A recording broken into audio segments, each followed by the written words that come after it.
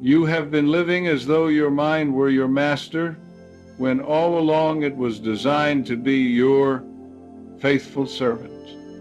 Every fear you could not shake, every pattern you could not break, every limitation you believed was fixed. These were not evidence of your mind's power over you. They were evidence of orders you gave without knowing you were giving them. The subconscious mind accepts what you impress upon it. It does not question. It does not argue. It simply serves. And so, when you repeat in thought and feeling, "I am powerless," or "this will never change," your subconscious mind, faithful servant that it is, goes to work to make your belief your reality. This is not a flaw in the design. It is the law. But here's the truth you're about to understand. You are not at the mercy of your mind. You are the director of it. And once you know how to give clear, faithful orders, your subconscious becomes the most obedient and powerful force in your life. What has been working against you will begin working for you. For years, perhaps, you have believed that your thoughts simply happen to you, that worry arrives uninvited, that doubt is stronger than faith, that the patterns of your life are unchangeable because they have repeated so often. This is the great misunderstanding. Your subconscious mind does not originate these patterns. You do, through repetition, through emotional intensity, through the quiet acceptance of a belief. You instruct your subconscious what to create. Think of it this way. A servant does not decide the menu. A servant prepares what is requested. If you ask for fear, your subconscious delivers fear. If you ask for lack, it delivers lack. If you ask for failure, it arranges circumstances to match your request. But you say, "I do not ask for these things." And yet, you do, not with your lips, but with your feeling, not with your wishes, but with your belief. When you say, "I'll never get ahead," and feel the weight of that statement, you are giving an order. When you imagine the worst and dwell there, you are giving an order. When you recall past failures and relive them emotionally, you are giving an order. Your subconscious does not know you mean these as complaints. It knows only that you are impressing them upon it with feeling. And so it accepts them as instructions. This is why two people in the same circumstance experience entirely different outcomes. One has given the order, "I am guided and protected." The other has given the order, "Nothing ever works out for me." Both orders are fulfilled with absolute faithfulness. Can you sense the liberation in this realization? You are not helpless. You have simply been unconscious of your authority. The subconscious mind is neutral. It serves the dominant impression. It does not favor fear over faith or doubt over confidence. It simply creates after the pattern you persistently hold. And here is where understanding becomes power. You have been treating your mind as though it were an independent force, something that happens to you, something you must battle or negotiate with. But this is backwards. Your conscious mind is the master. Your subconscious mind is the servant. Your conscious mind chooses the thought. Your subconscious mind executes it. Your conscious mind declares the belief. Your subconscious mind arranges the evidence. This is the divine order. This is the structure of your inner being. But if you do not consciously choose what to think and feel, your subconscious will continue serving the default orders, the ones you gave yesterday, last year, in childhood, the ones you absorbed from fear, from failure, from the voices of doubt. You must learn to give new orders, not through force, not through struggle, but through quiet, faithful repetition. Have you noticed how belief changes everything once you feel it deeply?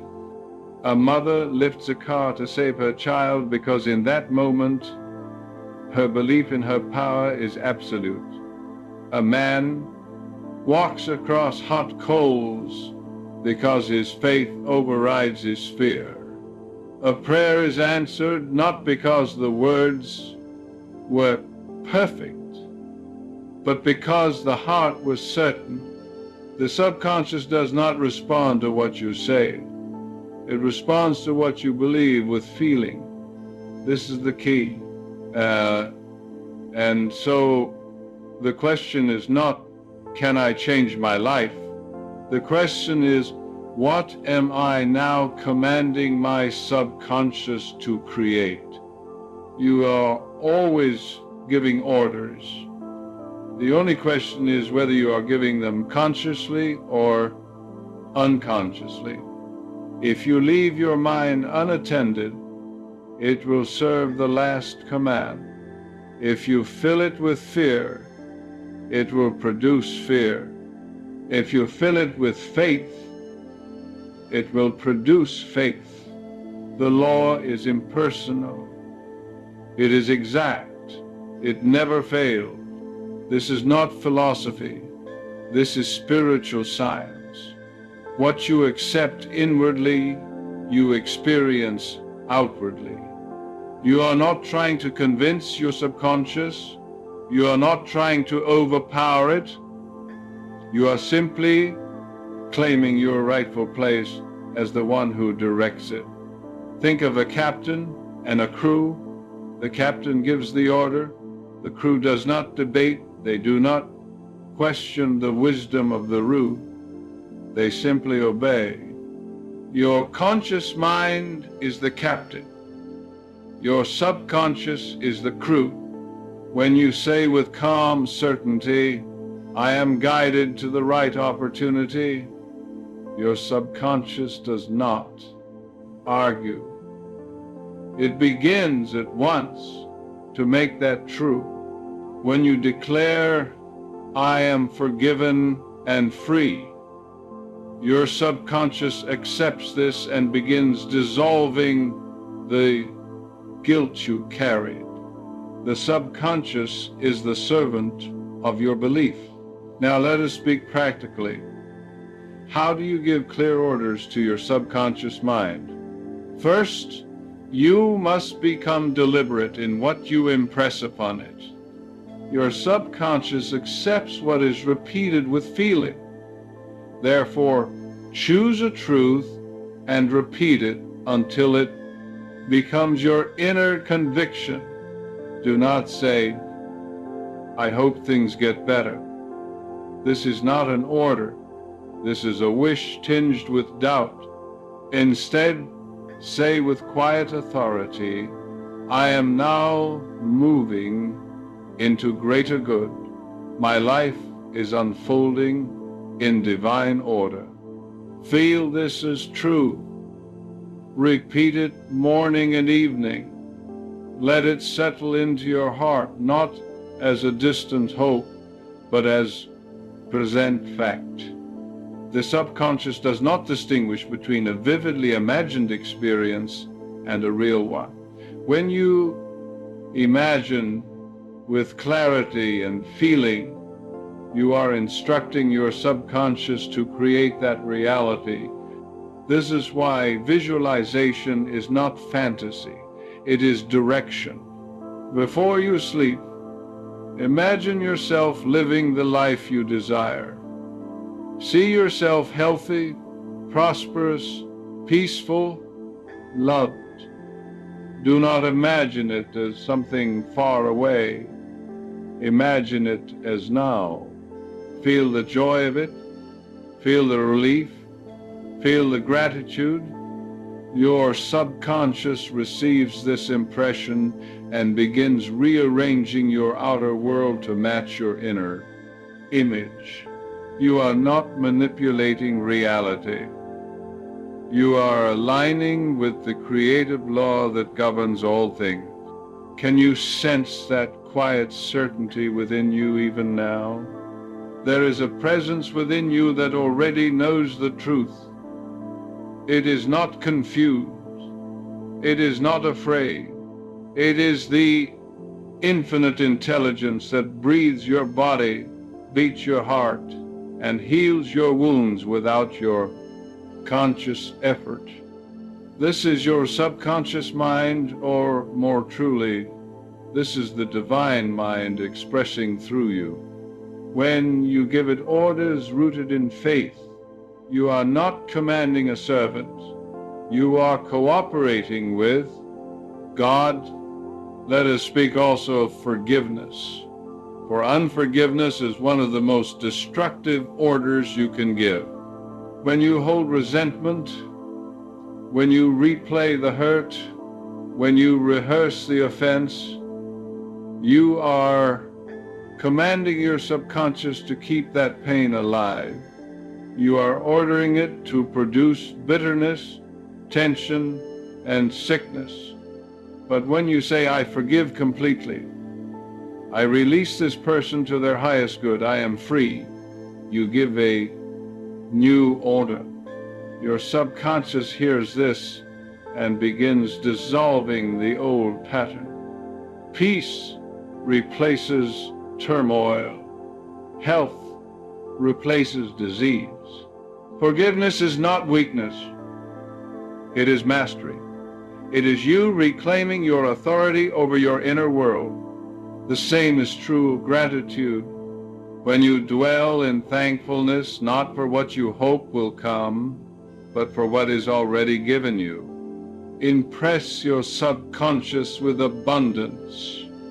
You are saying, I am supplied, I am blessed, I am whole, and your subconscious, ever faithful, multiplies that feeling into form. Think of a time when you prayed and quietly felt peace. That peace was not an accident. It was the subconscious responding to your faith. It was the creative law confirming your belief.